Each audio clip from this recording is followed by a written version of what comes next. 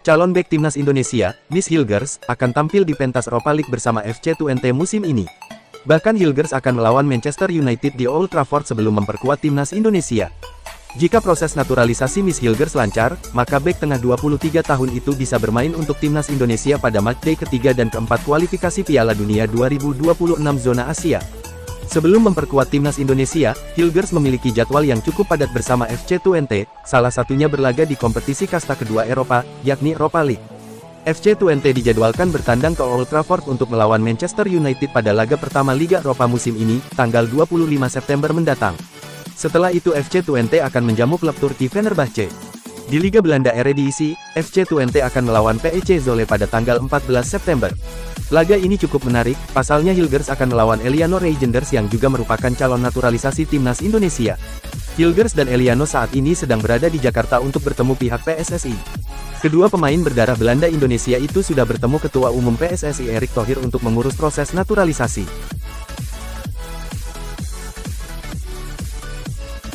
Manchester United masih belum kembali menjelma sebagai tim besar dengan permainan menakutkan, MU masih jadi tim yang biasa-biasa saja.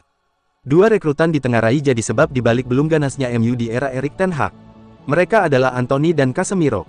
Laga melawan Liverpool secara khusus mengangkat sorotan terhadap permainan MU. Rival beratnya itu sukses mengeksploitasi titik rentan dan menunjukkan ke Erik ten Hag bahwa ia masih punya banyak pekerjaan rumah di tahun ketiganya. Satu hal lain yang disoroti Schmeichel adalah gaya main MU. Meski sudah membelanjakan banyak uang untuk mendatangkan pemain, hingga kini timnya belum punya identitas cukup jelas. Padahal membeli pemain-pemain mahal, di antaranya Anthony dan Casemiro yang total bernilai lebih dari 140 juta pound, memengaruhi seluruh tim. Dan keduanya sejauh ini tak bisa disebut bersinar. Saya masih tak tahu gaya mainnya dan itu mungkin salah satu hal paling mengecewakan, bahwa kami sempat punya kesempatan melakukan perubahan. Dia datang, Erik, dengan reputasi sangat-sangat bagus, sambung Schmeichel. Dia diizinkan belanja banyak. Dia membawa Anthony dan Casemiro, yang mengubah keseluruhan klub. Struktur klub berubah karena itu. Saya rasa salah satu sebab penjualan pemain sebelumnya terjadi adalah karena mereka harus membiayai dua pemain itu.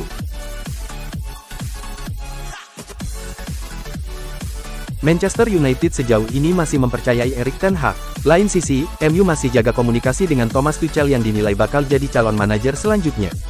Akan tetapi, MU diketahui turut berjaga-jaga jika kemungkinan terburuk yakni memecat ten Hag diambil.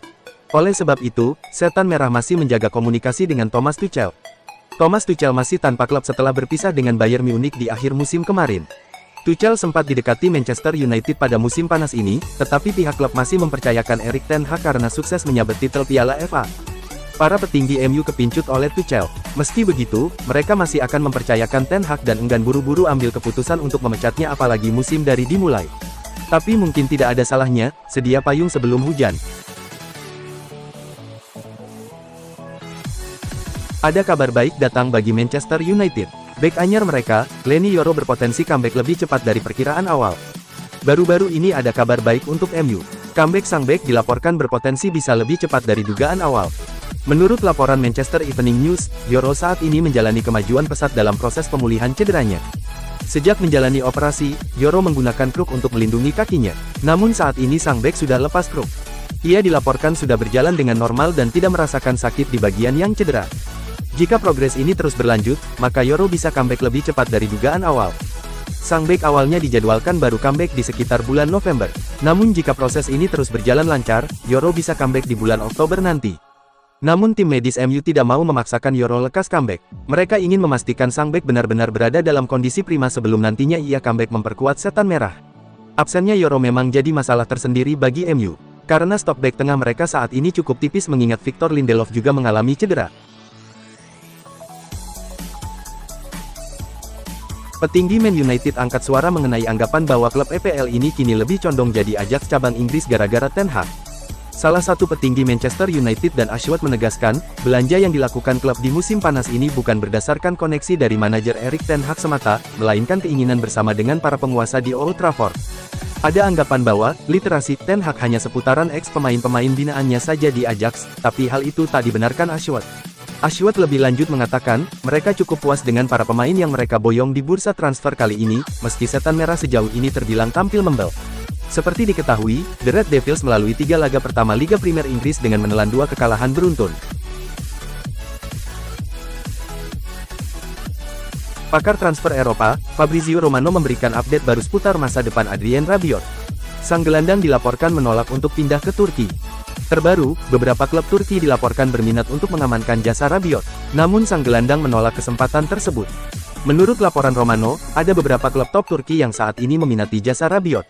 Salah satunya adalah Galatasaray. Tim berjuluk Cimbum Aslan itu sangat mendambakan jasa sang gelandang.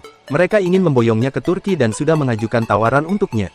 Namun sang gelandang dipastikan sudah menolak tawaran tersebut, karena ia tidak tertarik untuk bermain di Turki untuk saat ini. Menurut sejumlah rumor yang beredar di Inggris, Rabiot menolak pindah ke Turki karena ia ngotot ingin bermain di Premier League. Sejak cabut dari Juventus, sang gelandang memang mendambakan untuk bergabung dengan sejumlah klub top Premier League. Namun karena satu dan dua hal ia gagal pindah. Namun belakangan Manchester United dilaporkan mulai mempertimbangkan untuk merekrut Rabiot. Jadi sang gelandang mantap menolak Turki demi bisa bergabung dengan Setan Merah. Menurut laporan yang beredar, Rabiot harus berkorban jika ia mau bergabung dengan Manchester United. Setan Merah tidak bisa memenuhi tuntutan gajinya yang selangit, dan jika ia mau menurunkan tuntutan gajinya baru MU akan merekrutnya. Manchester United berpotensi kehilangan Anthony di musim dingin nanti. Newcastle dilaporkan berminat merekrut sang winger dari Old Trafford. Count Offside melaporkan bahwa Manchester United berpotensi bisa menjual Anthony di musim dingin nanti. Karena Newcastle berminat untuk merekrut sang pemain di bursa transfer yang akan datang. Menurut laporan tersebut, Eddie Howe berencana untuk merekrut winger baru di bursa transfer musim dingin nanti. Ini disebabkan bahwa stok wingernya saat ini cukup tipis. Sementara Newcastle punya jadwal yang sangat padat. Itulah mengapa sang manajer butuh tambahan tenaga di sektor sayap dan ia menilai Anthony bisa memberikan opsi yang bagus untuk timnya. Namun laporan itu mengklaim bahwa Anthony nantinya hanya jadi pilihan kedua Newcastle. The Magpies sudah punya target transfer utama di musim dingin nanti. Mereka ingin merekrut mantan wonderkid MU, Anthony Elanga yang saat ini bermain di Nottingham Forest. Jika nantinya Forest memutuskan untuk tidak menjual Elanga, baru mereka akan bergerak untuk mengamankan sang winger. Laporan yang sama mengklaim bahwa Manchester United tidak keberatan untuk melepaskan Anthony di bursa transfer musim dingin nanti. Namun Setan Merah berharap Newcastle mau menebus sang winger di kisaran 40 juta pounds. Manajer Manchester United, Erik ten Hag akan melanjutkan tradisinya untuk mengorbitkan pemain muda di tim senior Setan Merah. Di musim 2024-2025 ini, nama Toby Collier akan diberi porsi bermain yang cukup banyak di lini tengah MU. Manchester Evening News melaporkan bahwa di musim 2024-2025 ini ada satu lagi pemain muda MU yang bakal diorbitkan ten Hag. Ia adalah Toby Collier. Menurut laporan tersebut, Erik ten Hag sudah kepincut aksi Collier sejak musim lalu. Sang manajer menilai bahwa gelandang berusia 18 tahun itu punya talenta yang bagus. Namun tidak hanya sekedar bertalenta, ia juga memiliki etos kerja yang bagus. Di sesi latihan, Collier diketahui tidak pernah berhenti bergerak dan selalu berlari. Ia dikabarkan hanya kalah dari Bruno Fernandes dalam mobilitasnya dan itu yang membuat ten Hag terkesan padanya. Menurut laporan tersebut, ten Hag juga melihat Collier adalah kepingan puzzle yang hilang dari lini tengahnya. Collier adalah tipikal gelandang nomor 6 murni. Sementara MU saat ini tidak memiliki pemain seperti itu. Jadi Collier bisa membuat ten Hag punya dimensi lain di timnya. Jadi ia berencana untuk mengembangkan sang pemuda. Collier sendiri sudah mendapatkan debut kompetitifnya bersama Manchester United. Ia masuk sebagai pemain pengganti saat MU kalah 3-0 dari Liverpool sebelum jeda internasional kemarin.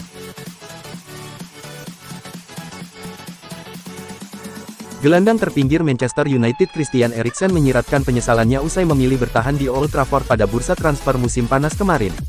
Melansir laporan Football Transfers, jasa Christian Eriksen sebenarnya tak begitu sepi peminat. Dia sempat dilirik Galatasaray pada Januari tahun 2024, tetapi menolak peluang hijrah ke klub Turki. Real Betis dan Ajax Amsterdam juga sempat dihubung-hubungkan pada perekrutan Eriksen selama beberapa minggu terakhir. Namun, gelandang asal Denmark ogah angkat kaki dari Theatre of Dreams lantaran dia ingin coba memperjuangkan tempat dalam skuad racikan Erik ten Hag. Malang setelah memasuki awal musim 2024-2025, juru taktik Belanda belum menunjukkan tanda-tanda tertarik memberi kesempatan buat pemain kelahiran 1992. Eriksen sejauh ini baru tampil dalam satu pertandingan di Liga Inggris ketika dimasukkan sebagai pengganti dalam laga kontra Liverpool. Situasi tersebut tak ayal membuat Eriksen mulai menyesali keputusannya bertahan di Old Trafford. Padahal, kepindahan dari MU sejatinya sudah tinggal menunggu waktu, sebab kontrak sang pemain bakal berakhir pada musim panas 2025. Eriksen sendiri juga tak segan mengeluarkan pernyataan yang menyiratkan penyesalannya usai menolak pindah dari MU. Dia belak-belakan mengakui ingin waktu bermain lebih banyak, setelah hanya mendapat kesempatan 4 menit merumput bersama Setan Merah di awal musim ini.